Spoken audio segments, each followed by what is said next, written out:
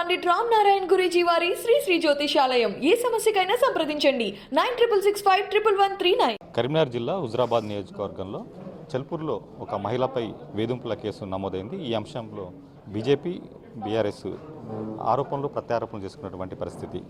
నిన్న హుజరాబాద్లోని అంబేద్కర్ విగ్రహం వద్ద బీజేపీ నేత హుజరాబాద్ ఎమ్మెల్యే ఈటల రాజేందర్ అక్కడ ధర్నా కూడా నిర్వహించడం జరిగింది. అయితే ఆయన ధర్నా చేస్తూ కూడా బీఆర్ఎస్ పైన కూడా పలు ఆరోపణలు చేశారు. అటు ఏకంగా కేసీఆర్ను కూడా విమర్శించడం జరిగింది. ఈ అంశానికి సంబంధించి మనతో మాట్లాడేందుకు బీఆర్ఎస్ జిల్లా అధ్యక్షుడు జీవీ రామకృష్ణ గారు మనతో ఉన్నారు. సార్ చెప్పండి, ఆయన ఏకంగా ముఖ్యమంత్రి కేసీఆర్ని టార్గెట్ చేస్తున్నాను పదే చెప్తూ కూడా నా టార్గెట్ హుజరాబాద్ నియోజకవర్గం కాదు కేసీఆర్ అని చెప్పారు. దీని గురించి మీరేమంటారు? ఆయన టార్గెట్ కేసీఆర్ అంటే ఆయన నేషనల్ లీడర్ అండి. ఆయన ఒక ప్రాంతానికి సంబంధించిన నాయకుడు. ఆయన కూడా మా పార్టీ నుంచి పోయినటువంటి నాయకుడు. అదంతా కూడా ఆయన అహంకారానికి నిదర్శనము. ఆయన ఫ్రస్ట్రేషన్లో ఏది పడుతుంది మాట్లాడుతుండ్రు.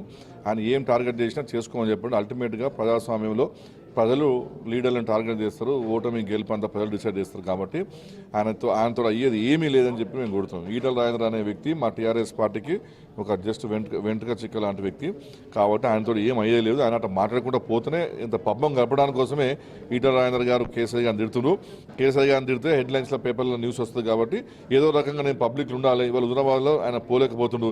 ఏ ఒక సంక్షేమ పథకం తీసుకొని పోవాలన్నా కూడా అన్ని కూడా తెలంగాణ ప్రభుత్వానికి సంబంధించినవి ఉంటాయి. ఆసరా పెన్షన్ కానివ్వండి, దళిత బంధు కానివ్వండి, దళిత బీమా కానివ్వండి, ఇంకా అనేక సంక్షేమ పథకాలు, కేసీఆర్ కిట్ కానివ్వండి, కళ్యాణ లక్ష్మి చెక్ కానివ్వండి, సాది ముబారక్, కాలుష్యం నీళ్లు ఏవైనా కూడా ఆయన ప్రజల్లో పోతే కేవలం ఆయన కేసీఆర్ గారి గురించి మాట్లాడాల్సిన అవసరం ఉన్నది. కాబట్టి ఆయనను కేసీఆర్ గారిని టార్గెట్ చేసి ఆయన పబ్బం కలుపుకోవడానికి కోసమే ఆయన టార్గెట్ చేసి తప్పించి ఆ టార్గెట్లో ఏ ఒక ప్రూఫ్ తోటి కూడిన టార్గెట్లు ఏమీ లేవు. అసలు చెల్పూర్లో జరిగినటువంటి సంఘటనకు సంబంధించి మీ దృష్టికి వచ్చినటువంటి అసలు అంశాలు ఏంటారు? చెల్పూర్లో 100% అక్కడ ఒక చికెన్ షాప్ నడుస్తున్నది. సర్పంచ్ గారు అక్కడ ఉన్న మహేందర్ అనే సర్పంచ్ అనే వ్యక్తి, ఆ యొక్క ఓనర్ ఒక మహిళ, వాళ్ళ భర్త చనిపోయి 10 సంవత్సరాలు అయిపోయింది. ఆమె వయసు 42 సంవత్సరాలు ఉన్నాయి. ఆమె దగ్గరికి పలుమార్లు పోయి నువ్వు నాకు లొంగకపోతే నేను ఇక్కడి నుంచి షాప్ తీపిచ్చేస్తా అని పలుమార్లు చెప్తే ఆమె బెదరలేదు.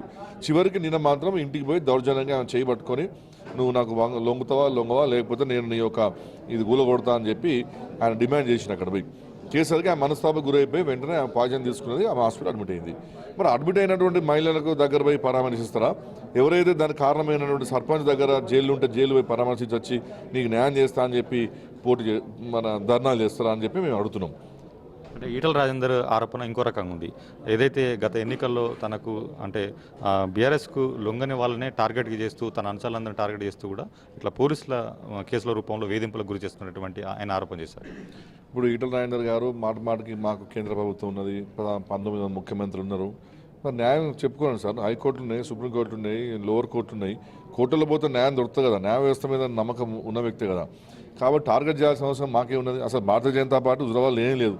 ఉన్నదల్లో ఒక ఈటల రాజేందర్ గారు. అందుకని బయటికి పోతాడు. ఆయన ఏ ఊరు పోవాలన్నా కూడా ఆయన ఒక గ్రామశాఖ అధ్యక్షులు లేరు, ఆయన ఒక పార్టీ ప్రతిష్టత లేదు, ఏం లేదు. కాబట్టి ఆయన ఇటువంటి వంకర మాటలు మాట్లాడకుండా అక్కడ టైం పాస్ చేయడానికి కోసం ఆరోపిస్తున్నారు. చెప్పమని చెప్పండి సార్. ఎక్కడెక్కడ మేము పోలీసుల చేతిలో మేము అరాచకాలు చేసాం చెప్తే మేము తప్పకుండా దాన్ని వింటాము, పరిష్కరిస్తాం. ఏం లేనప్పుడు ఉట్టి 3 మాటలు చెప్తే కూడా ఎట్లా వింటాం? మరి నిన్న సంగతి ఏంది? మరి ఎఫ్ఐఆర్లు అయితే నా పేరుందా? 4 సెక్షన్ల కింద ఆయన కేసు పెట్టినప్పుడు ఎవరిని ఛేదిస్తున్నారు, ఎవరిని హింసిస్తున్నారు? ఒక మహిళను హింసించే దానిలో నువ్వు పోయి ఇవాళ రోడ్డు నిలబడి ధర్నా చేస్తావు. దానంతా హీనమైన సంస్కృతి ఇంకా ఈ రాష్ట్రంలో ఉన్నదని చెప్పి మేము ఈటల రాజేందర్ని అడుగుతున్నాం. అంటే బీఆర్ఎస్ ఒత్తిళ్లకు లొంగే అక్కడ సిఐ కానీ స్థానిక పోలీసులు కానీ కేసులు నమోదు చేసి వేధింపులకు గురి చేస్తున్నట్టు ఆయన అన్నారు కదా. పర్టికులర్గా పోలీసు సంబంధించి కూడా ఆయన ఆరోపణలు చేయడం జరిగింది. ఇప్పుడు నిన్నటి సంఘటన అండి. వేధింపు గురి చేస్తే ఒక మహిళ ఆత్మహత్య ప్రయత్నం చేస్తుందా సార్? చెప్పండి మీరు. ఒక మహిళ తన ఆత్మహత్య ప్రయత్నం చేసింటే ఆమె ఆత్మగౌరవానికి ఎక్కడో దెబ్బ తాకినట్టు అర్థం. మరి దానికి ఏం మాట్లాడుతారు ఈటల రాజేందర్ గారు? కాబట్టి పోలీసులు వేధించడం అనేది ఏం లేదండి. ఇప్పుడు ఉన్నటువంటి సిఐ గారు ఎవరైతే ఉన్నారో ఆయన గతంలో కూడా ఈటల రాజేందర్ దగ్గర పనిచేసిన వ్యక్తి. ఆయన ఏమి అతీతంగా ఏమి పనిచేయలేదు. ఆయన రూల్ ప్రకారం పోతుండు. కంప్లైంట్ వచ్చింది, ఎఫ్ఐఆర్ రిజిస్టర్ అయింది. కాబట్టి న్యాచురల్గా ఆయన జైలు పంపాల్సింది కదా. వాళ్ళు ఎట్లా కాపాడతారు? ఇది తెలంగాణ ప్రభుత్వం. ఇది ఇక్కడ ముఖ్యమంత్రి కేసీఆర్ గారు ఉన్నారు. ఆయన మర్చిపోతుంది. ఇంకా ఆయన ఆ 19 మంది ముఖ్యమంత్రి రాష్ట్రంలోనేమో అమ్మాయిల మీద రేపు చేసినా కూడా కేసులు ఉండవు. కానీ తెలంగాణ ప్రభుత్వంలో మాత్రం తప్పకుండా మహిళలను ఛేదిస్తే మాత్రం ఎంత బాగా శిక్షిస్తున్న సంగతి ఈటల ఆయన గ్రహిస్తలేడు. ఇప్పటికైనా ఆయన గ్రహించాలని చెప్పి మేము కోరుతున్నాం. ధర్నా సందర్భంగా పలు విమర్శలు కూడా చేయడం జరిగింది. ఏదైతే గత ఎన్నికల్లో 600 కోట్లు ఖర్చు చేసినటువంటి బీఆర్ఎస్ పార్టీ ఇప్పుడు అక్రమ ఇసుక రవాణాన్ని మళ్ళీ రాబట్టేందుకు అక్రమ ఇసుక రవాణా చేస్తుంది తన నియోజకవర్గంలో అనే ఆరోపణ కూడా చేయడం జరిగింది.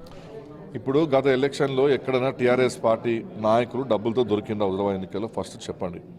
మొన్న జరిగిన మునుగోడు ఎన్నికల్లో ఈటల రాజేంద్ర గారి శిష్యుడు ఒక కార్పొరేటరు కారులో సుమారు 6 నుంచి 7 కోట్ల రూపాయలు రెడ్ హ్యాండ్గా దొరికినాయి. అవి ఈటల రాజేంద్ర గారి దగ్గర పోతున్నాయని చెప్పి స్టేట్మెంట్ రికార్డ్ అయింది. ఈటల రాజేంద్ర గారి పిఏ డబ్బులు పంపే క్రమంలో హైదరాబాద్లో రెడ్ హ్యాండ్గా దొరికిండు. ఈటల రాజేంద్ర గారి అకౌంట్ల నుంచి కూడా మునుగోడు అభ్యర్థికి అకౌంట్లలో డబ్బులు ట్రాన్స్ఫర్ అయినాయి. అకౌంట్లలో ట్రాన్స్ఫర్ అయ్యి కూడా బ్యాంకులను కూడా అకౌంట్ సీజ్ చేసిన చరిత్ర కూడా మునుగోడులో చూసినాం. మరి డబ్బులు ఎవరు ఖర్చు పెడుతున్నాండి? అయ్యో, మరి మీ దగ్గర కూడా ఉంది కదా, మీరు ఐటీ ఉండగా మీరు ఎక్కడికక్కడ మీరు రేట్ చేయొచ్చు, ఏ ఇంటంటే ఆ ఇంట్లో. కాబట్టి ఇవన్నీ కూడా బకవాస్ ముచ్చట్లు. నేను చెప్తున్నా కదా, ఆయన పబ్బం కలపడానికి కోసము చేస్తున్న ఆరోపణలు. ఉష్క దందా లేదు, ఏ దందా లేదండి. ఇప్పుడు ఉష్క రీచ్లు గవర్నమెంట్ పెట్టే క్రమంలో మరి పోతుంటుంది కదా. ఇప్పుడు ప్రతి చోట కూడా ఉష్క రీచెస్ ఉన్నాయి, మీరు ఆన్లైన్లో బుక్ చేసుకోవాలి, ఉష్క పోతుంది. దానికి ఎవడు కమిషన్ ఇస్తలేడని చెప్పి ఆయనే ఈ నిందేస్తారని ఎవడు వచ్చిన కలుస్తారనే ఉద్దేశంతో ఈటల రాజేంద్ర గారు ఇవన్నీ ఆరోపణలు చేస్తుంది. కాబట్టి ఆయన ఆరోపణలు ఎట్టి పరిస్థితుల్లో కూడా అబద్ధాల ఆరోపణ అని చెప్పి మేము చెప్తున్నాం. అంబేద్కర్ రాజ్యాంగాన్ని అవమానించినటువంటి సీఎం కేసీఆర్ ఇప్పుడు అంబేద్కర్ విగ్రహం పెట్టినంత ఎంతవరకు సమంజసం కూడా ఆయన ప్రశ్నించారు. ఇప్పుడు ఈటల రాజేంద్ర గారికి సిగ్గుండాలి ఆయనకు ఆ మాట అనడానికి. సాక్షాత్ అంబేద్కర్ గారి విగ్రహం ముందు కూర్చొని ఒక ఎఫ్ఐఆర్ అయ్యి 354 సెక్షన్ కింద రాజ్యాంగబద్ధంలో ఉన్న ఐపీసీ సెక్షన్ 354 అంటే అటెంప్ట్ టు రేప్ కేసు కింద దొరికినటువంటి దొంగ కోసము ఆయన అంబేద్కర్ గారి ముందు ధర్నా చేస్తున్నాడు. ఎవరు రాజ్యాంగాన్ని కాపాడుతున్నారు, ఎవరు రాజ్యాంగాన్ని గౌరవిస్తున్నారు? ఇంకొక విషయం, అంబేద్కర్ గారు రాజ్యాంగం రాసేటప్పుడే ఆ రోజు పార్లమెంట్లో డిబేట్ అయ్యేటప్పుడు బాధాప్తా అంబేద్కర్ గారే మాట్లాడారు. దేశ అవసరాల గురించి ఎప్పుడంటప్పుడు ఈ యొక్క రాజ్యాంగాన్ని మార్చుకోవాల్సిన అవసరం ఉంటే మార్చుకోవాలని చెప్పేసి భారతీయ జనతా పార్టీ ప్రధానమంత్రి వాజ్పేయి గారు ఉన్నప్పుడు కూడా ఈ యొక్క కాన్స్టిట్యూషన్ని మనం కొంచెం చేంజ్ చేద్దాము అని చెప్పి కూడా అప్పుడు వాజ్పేయి గారు కూడా కమిటీ చేయడం జరిగినది. ఇవన్నీ ఈటల రాజేంద్ర గారికి తెలియదు, ఎందుకంటే వారికి ఏమైనా కేసీఆర్ గారిని తిట్టుడే తెలుసు. ఇవాళ రాజ్యాంగాన్ని మారుస్తా అన్నది సీఎం గారు మంచి కోసం మారుస్తున్నారు, చెడు కోసం మారుస్తా అనలేదు. అమెండ్మెంట్స్ కాలేదండి రాజ్యాంగంలో. ఇవాళ కొన్ని వందల అమెండ్మెంట్స్ జరిగినాయి రాజ్యాంగాలు. కాబట్టి వాళ్ళకి అర్థం చేసుకొని తీరు బట్టి ఉంటుంది. రాజ్యాంగం మార్చడం రాత్రి కేసీఆర్ గారు పుస్తకాలు మార్చేసి వేరే పుస్తకం పెడతారా? కాదు కదా. ఈ దేశానికి అవసరం పడే పద్ధతిలో ఆ రాజ్యాంగంలో ఉన్న కొన్ని అంశాలతోటి భారతీయ జనతా పార్టీ వాళ్ళ ఏవైతే వేరే నాన్ బీజేపీ రూల్స్ ఉన్న సీఎంల మీద ఏ విధంగా అయితే వాళ్ళు రాజ్యాంగాన్ని అడ్డం పెట్టుకొని మమ్మల్ని ఇబ్బంది పెడుతుందో అటువంటి అంశాన్ని తొలగించుకోవాలని చెప్తున్నారు. ఇవాళ గవర్నర్ గారు ఉన్నారు, 10 బిల్లులు ఆమె క్లియర్ చేయడం లేదు. అటువంటి అంశాలను తీసేద్దామని చెప్తున్నారు. అన్ని అవుట్డేటెడ్ ఉన్నాయి కొన్ని, వాటితో మన రాష్ట్రానికి నష్టం జరుగుతుంది. ఇవాళ గవర్నర్ గారికి ఉందా అండి? అసెంబ్లీ నుంచి బిల్ అయిన తర్వాత మ్యాండేటరీ రూల్ ప్రకారము ఒక టైం బాండ్లో గవర్నర్ గారు బిల్స్ క్లియర్ చేయాలి. మరి ఆమె ఎందుకు పెట్టుకున్నది పక్కకు? అది రాజ్యాంగాన్ని వాళ్ళు అవమానించినట్టు కాదా? ఇవాళ వాళ్ళు ఇష్టం వచ్చినట్టు మన తెలంగాణకు రావాల్సినటువంటి జిఎస్టీ నిధులు ఇస్తలేరు, మరి అది రాజ్యాంగానికి విరుద్ధం కాదా? కాబట్టి ఇటువంటి అంశాలు ఏవైతే కేంద్ర ప్రభుత్వము డిమాండ్ చేస్తుందో, ఏవైతే కాన్స్టిట్యూషన్ అడ్డం పెట్టుకొని ఇబ్బంది పెడుతుందో అటువంటి విషయంలో మనం చర్చించుకోవాలి. కొంతవరకు రాష్ట్రాలకు ఫ్రీడమ్ ఉండాలనే ఉద్దేశంతో అన్న మాటలు తప్పించి అది రాజ్యాంగం మారుతానగానే వీళ్ళకు తెలియలేదు కాబట్టి ఆ విధంగా మాట్లాడుతున్నారు. తెలివి ఉన్నవాడు, విద్యావంతుడు, వేదుకున్నాడు, చదువుకుంటాడు. వాజ్పేయి గారు ఏం చెప్పారు, నెహ్రూ గారు ఏం చెప్పారు, అంబేద్కర్ గారు సాక్షాత్తు ఏం చెప్పారు అనే విషయాలు తెలిస్తే ఇటువంటి అంశాలు రావు. కాబట్టి ఈటల రాజేంద్ర అవగాహన లేని ముచ్చట్లు తప్పించి ఏం లేదు. వాళ్ళ కేసీఆర్ గారు రాజ్యాంగానికి ఇచ్చే గౌరవం ఇచ్చే ఏకైక ముఖ్యమంత్రి దేశంలో ఉంటుంది. 100% మా కేసీఆర్ గారిని చెప్పడంలో ఎటువంటి సందేహం లేదు. అంటే ఈ ఇష్యూలో పోలీసులపై చర్యలు తీసుకునేంత వరకు కూడా వదిలిపెట్టే ప్రసక్తి లేదని చెప్పారు కదా. సో ఫైనల్గా మీరు ఈటల రాజేందర్కి ఏం చెప్పదలుచుకున్నారు? ఈటల రాజేందర్ గారికి ఏం చెప్తున్నామంటే, చిల్లర రాజకీయాలు మానుకోండి. మీరు భారతీయ జనతా పార్టీ ఊబిలో దిగిపోయినరు. మీరు ఇప్పటికే ఒక 100 కిలోమీటర్ల లోతులో మీరు ఇరుక్కపోయిన, మీరు పైకి లేవలేరు. ఇప్పటికైనా నిజంగా నీతిమంత రాజకీయాలు ఉంటే హుజరాబాద్ ప్రజలకు సారీ చెప్పండి. ఎందుకంటే ఆయన ఎమ్మెల్యే గెలిచినప్పటి నుంచి హుజరాబాద్ తిరుగుతలేరు. ఒక రూపాయి నిధులు తీసుకొచ్చిన ఘనత లేదు. ఏమనంటే వేరే జిల్లాలు తిరుగుకుంటా పబ్బం గడుపుకుంటాడు. కాబట్టి దమ్ము ధైర్యం ఉంటే ఎన్ని వందల కోట్లు తీసుకొచ్చి హుజరాబాద్ని బాగు చేసుకో, మేమందరం నీకు సహకరిస్తాం. కానీ ఉట్టుడిగానే ఇక మైకులు పట్టుకొని కేసీఆర్ గారిని తిడతాం, కేటీఆర్ గారిని తిడతామంటే మాత్రం ఊరుకునే ప్రసక్తి లేదు. ఇవాళ రాష్ట్రంలో తెలంగాణ భారత రాష్ట్రానికి 60 లక్షల మంది కార్యకర్తలు ఉన్నారు. నువ్వే ఒప్పుకుంటున్నావు మేము కళ్ళు తెరిస్తే మాడైపోతామని. మేము 3వ కన్ను తెరుస్తాం ఈటల రాజేందర్ గారు, నువ్వే మాడి మషైపోతావు, తస్మాత్ జాగ్రత్త అని చెప్పి కూడా మేము ఈటల రాజేందర్ హెచ్చరిస్తున్నాం.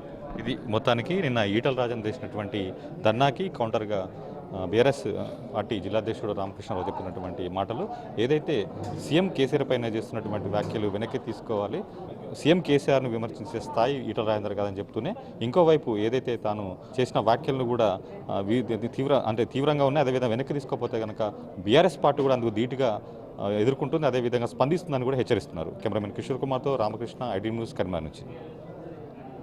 పండిట్ రామ్ నారాయణ్ గురూజీ వారి శ్రీ శ్రీ జ్యోతిషాలయం. ఏ సమస్యకైనా సంప్రదించండి 9665111139.